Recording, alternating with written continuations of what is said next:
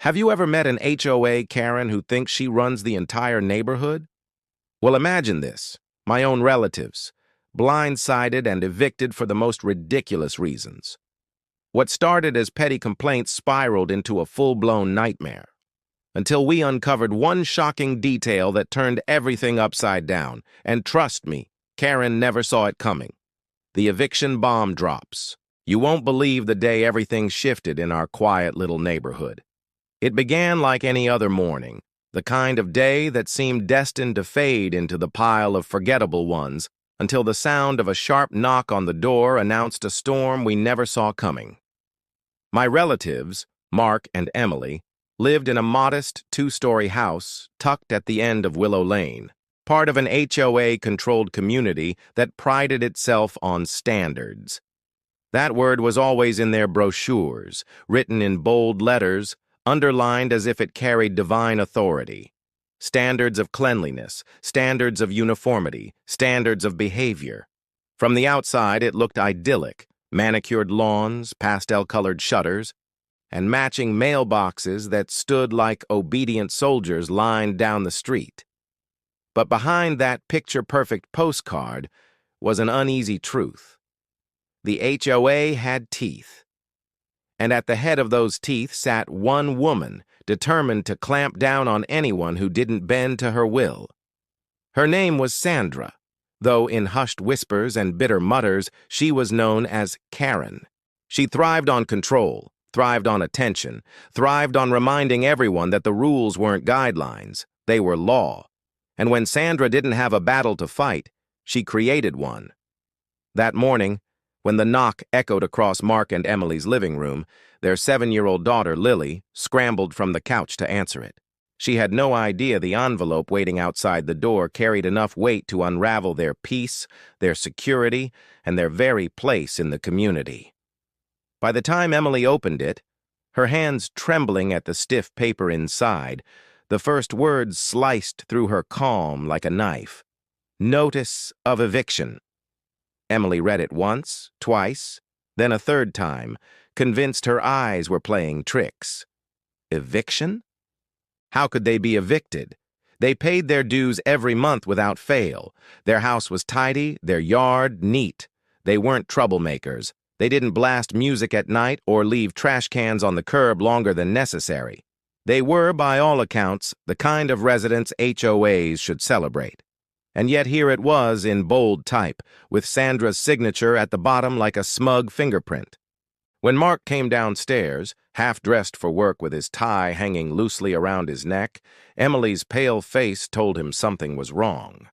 She handed him the letter without a word. He scanned it, his brow furrowing deeper with each line until he slammed the paper down on the table. "This has to be a mistake," he muttered, though his voice carried more fury than disbelief. "There's no way this is real." But real it was. The letter detailed supposed violations, petty infractions stacked into a case strong enough, apparently, to justify eviction. According to Sandra, their grass had exceeded the approved length 3 times in the past 6 months.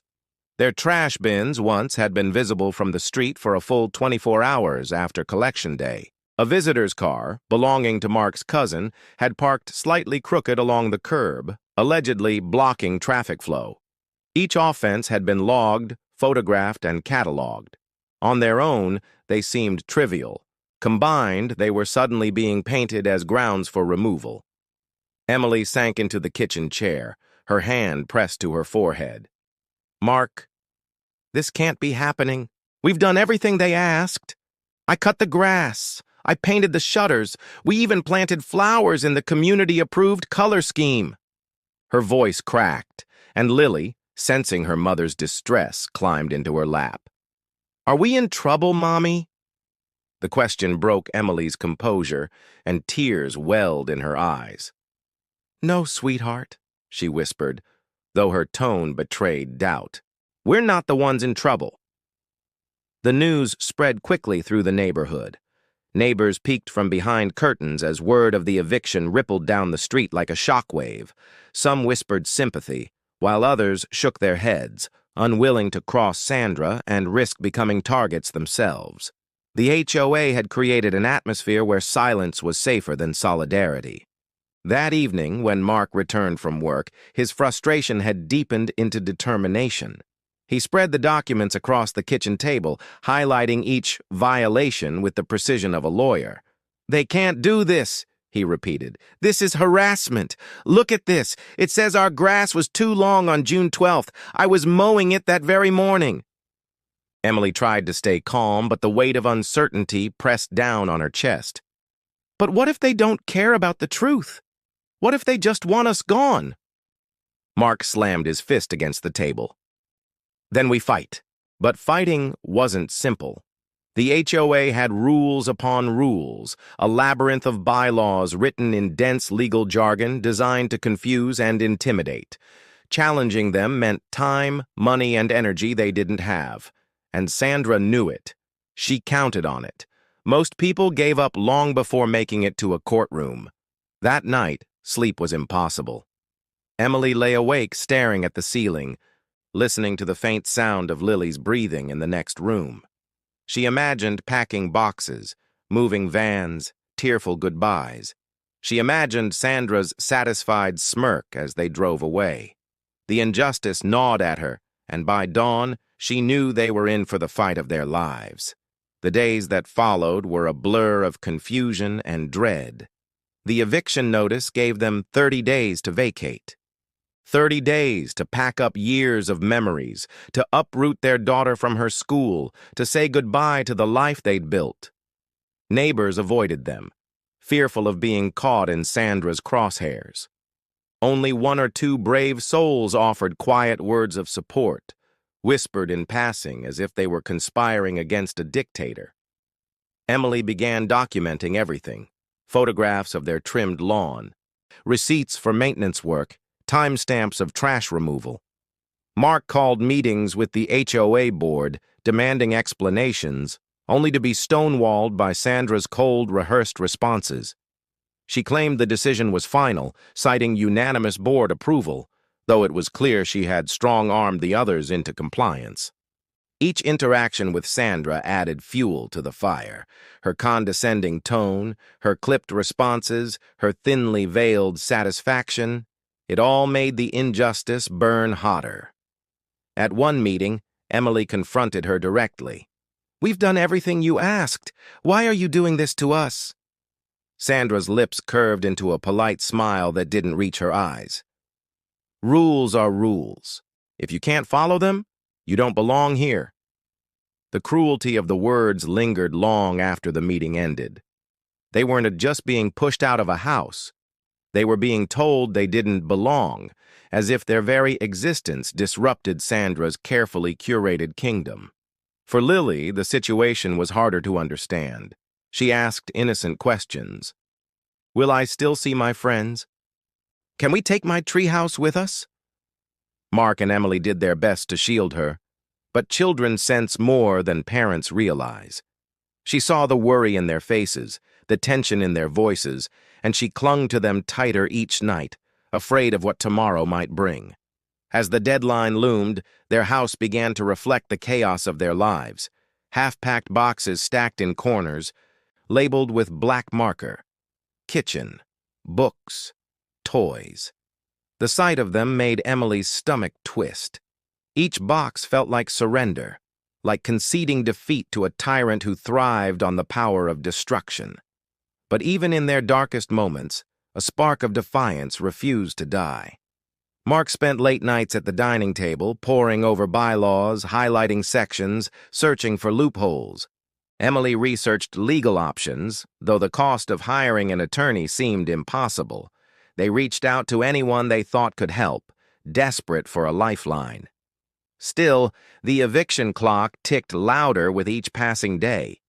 The threat of losing everything loomed over them like a storm cloud, heavy and unrelenting. And through it all, Sandra watched from her window, her presence a constant reminder of the force they were up against. The eviction notice had dropped like a bomb, shattering their peace and plunging them into turmoil. But what Sandra didn't realize, what no one realized, was that in detonating that bomb, she had also ignited something else.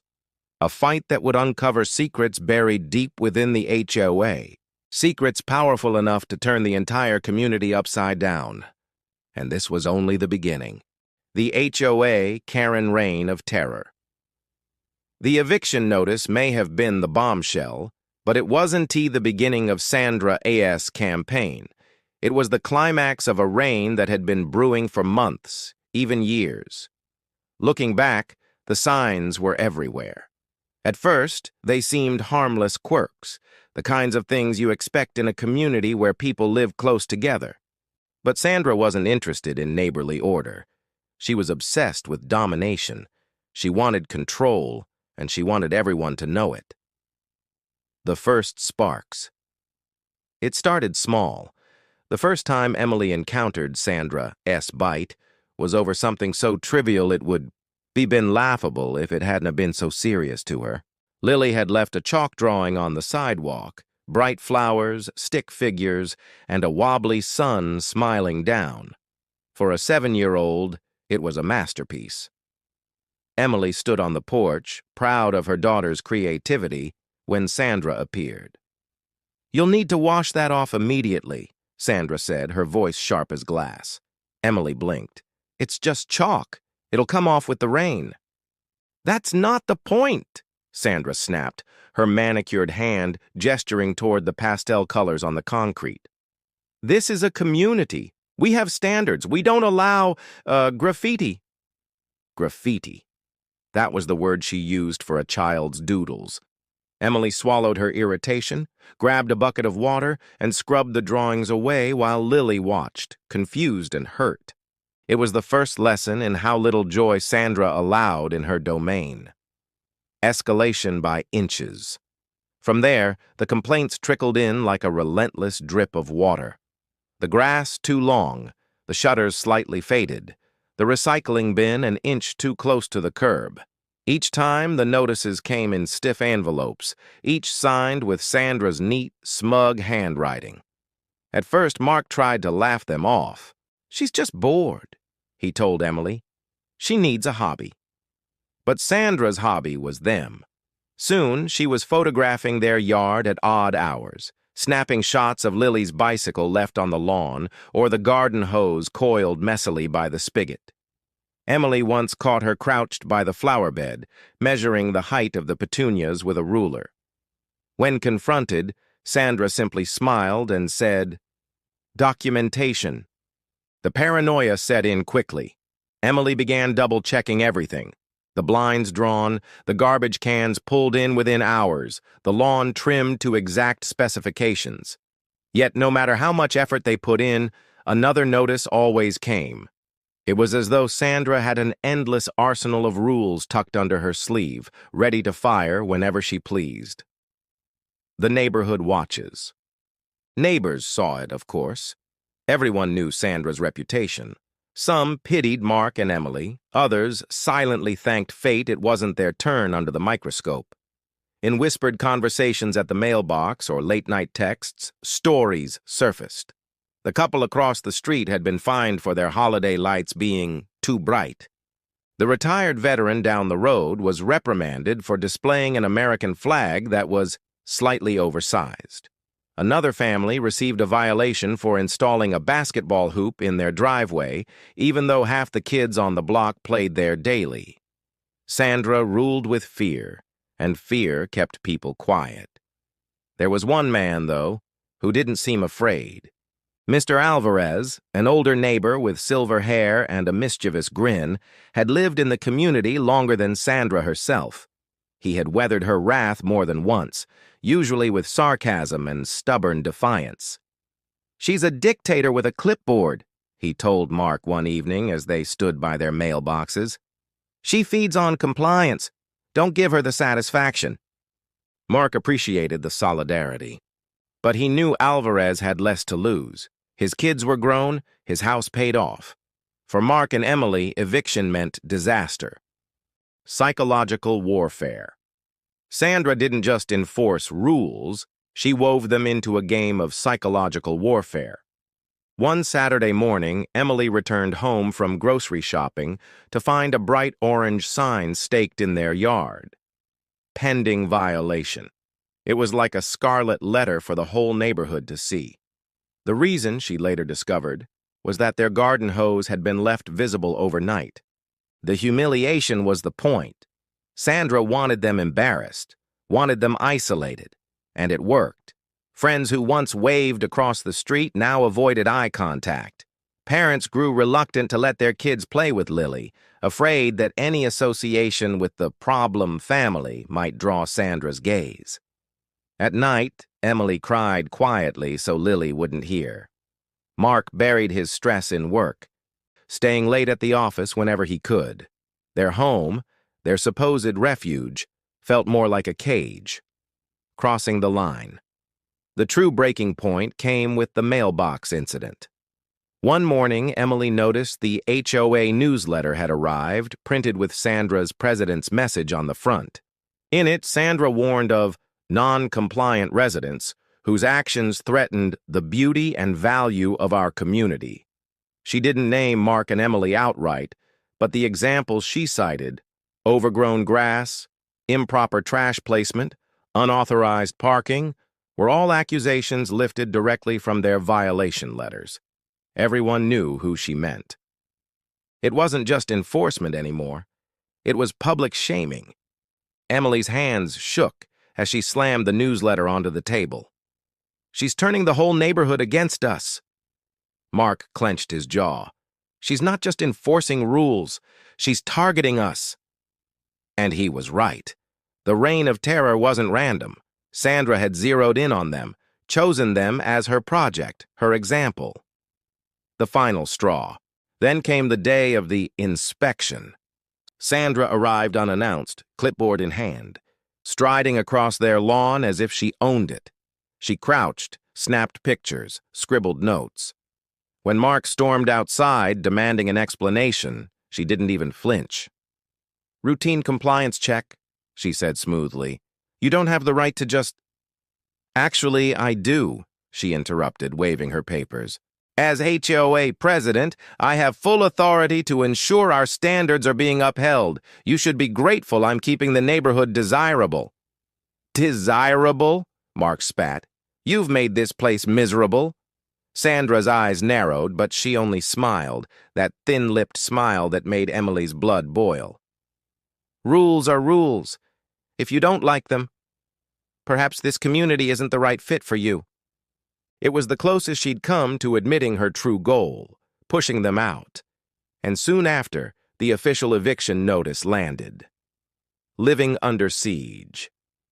The weeks between the notice and the looming deadline were like living under siege.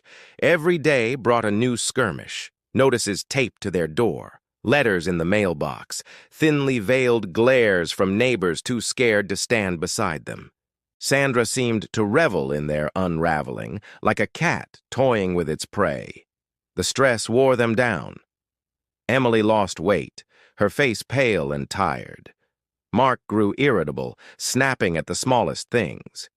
Lily withdrew into herself, spending more time in her room, her once bubbly laughter replaced by silence. And yet, through the exhaustion, a seed of resistance grew. If Sandra wanted them broken, they wouldn't give her that victory. The fight back, or lack thereof. The eviction notice sat on the kitchen table like a ticking time bomb. 30 days. 30 days to either uproot their lives or find a way to stand against Sandra's iron grip. For Mark and Emily, those words weren't just a deadline. They were a countdown to the destruction of everything they had built. Shock and despair. The first week was chaos.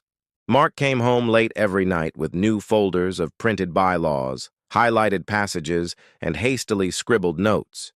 He'd pace the living room, muttering to himself, convinced that somewhere, hidden in the dense legal language, there had to be a way to prove Sandra wrong. Emily, on the other hand, sank into the quieter, heavier side of despair. She made lists of what they'd need to pack if the worst happened. She called around to storage facilities, priced moving vans, even looked up apartment rentals in nearby towns. It was a painful split. Mark clinging to the belief they could fight, Emily preparing for the possibility they couldn't. Neither of them wanted to admit it, but both paths seemed impossible. Lily sensed it too. She'd sit at the kitchen table coloring while her parents whispered furiously across from her.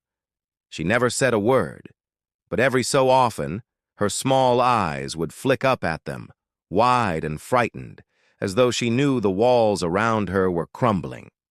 First attempts. Mark's first strategy was compliance. He thought perhaps if they bent over backward to prove themselves, Sandra might back down. "Let's show her we're perfect," he said one morning, determination in his eyes. "No excuses.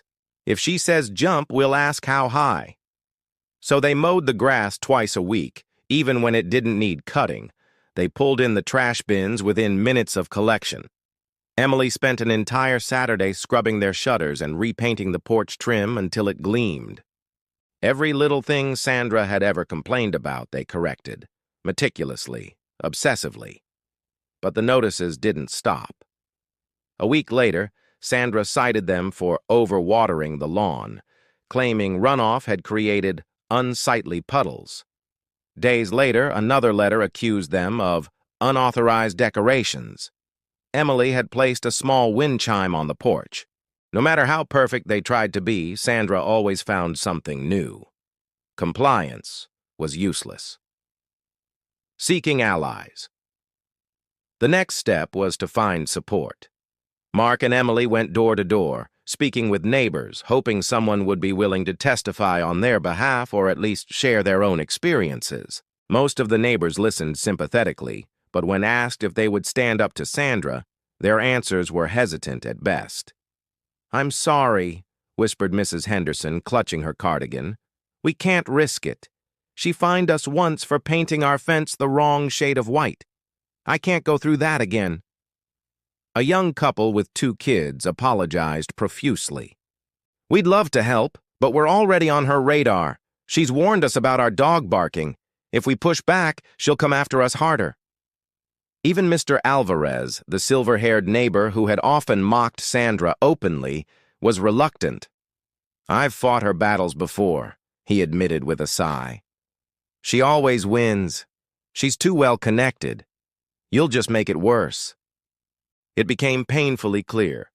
Nobody was willing to go to war with Sandra. Fear had choked the entire community, leaving Mark and Emily isolated in their struggle. Legal hopes. Desperation drove Mark to call lawyers.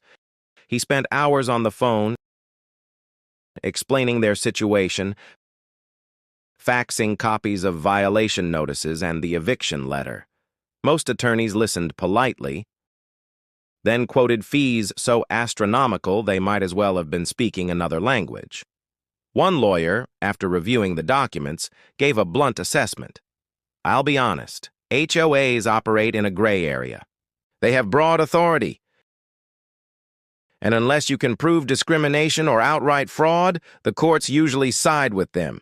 You could fight, sure, but it'll cost you thousands, and it could take months. You've got 30 days. My advice?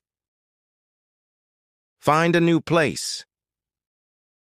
It was a knife to the gut. Emily cried that night, curled on the couch while Mark tried to comfort her, though his own face was pale with defeat. "We can't give up," he whispered into her hair. "We can't let her win." But his words sounded hollow, even to him.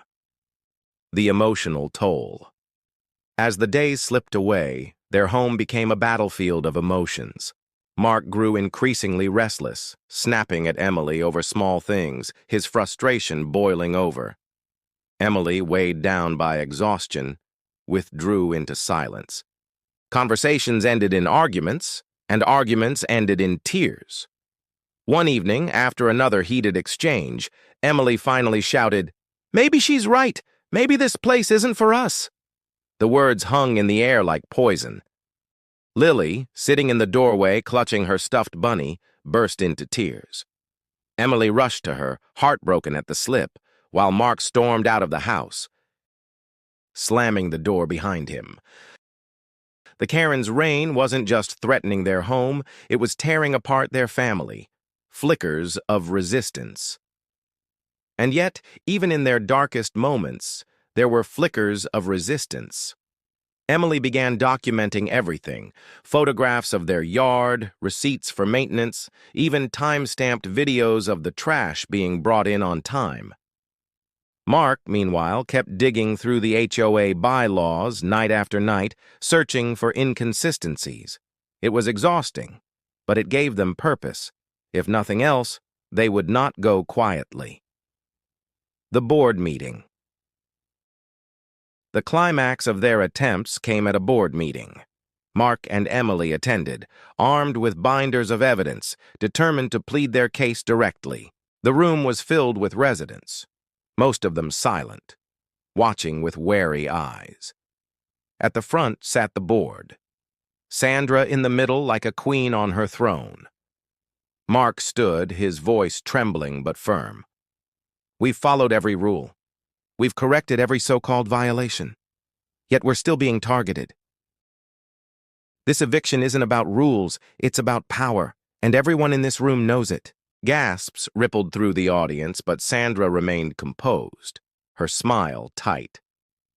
"The board has reviewed your case extensively," she said coolly. "The violations are clear and documented. The decision is final." Emily stepped forward, holding up a folder.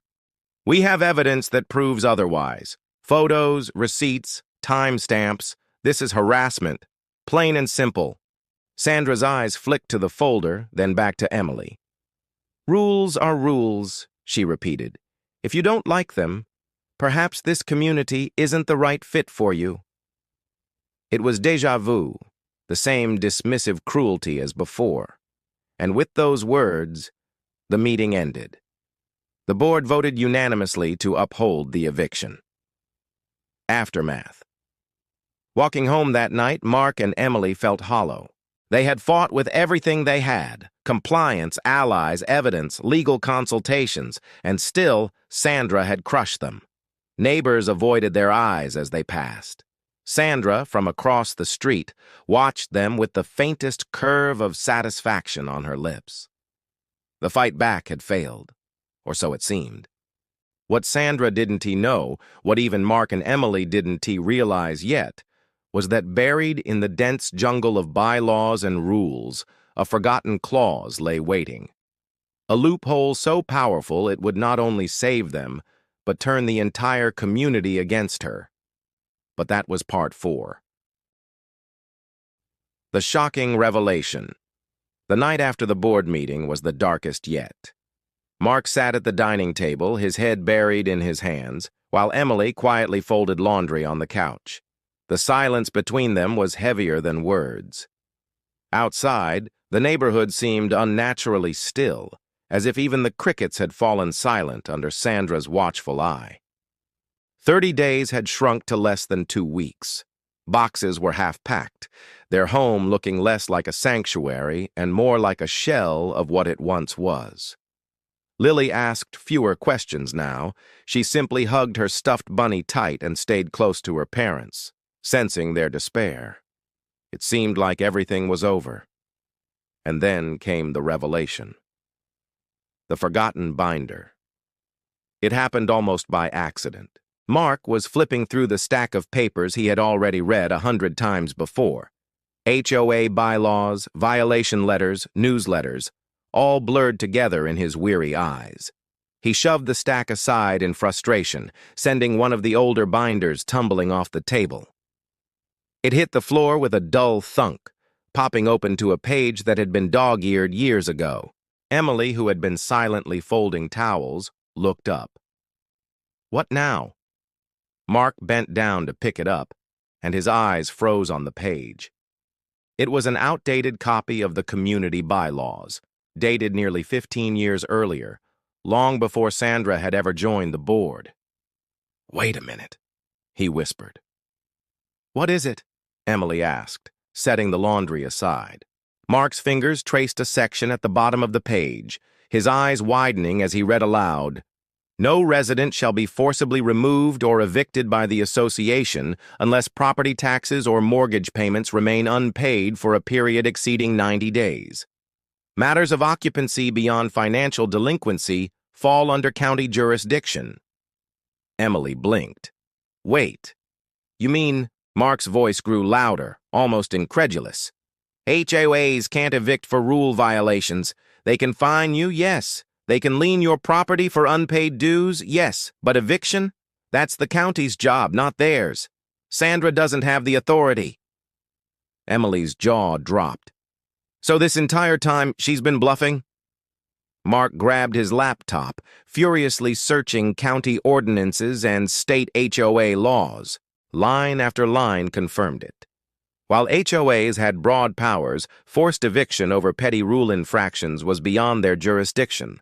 At best, they could file liens, which might eventually lead to foreclosure if left unpaid, but an outright eviction for things like tall grass or trash bins? Illegal.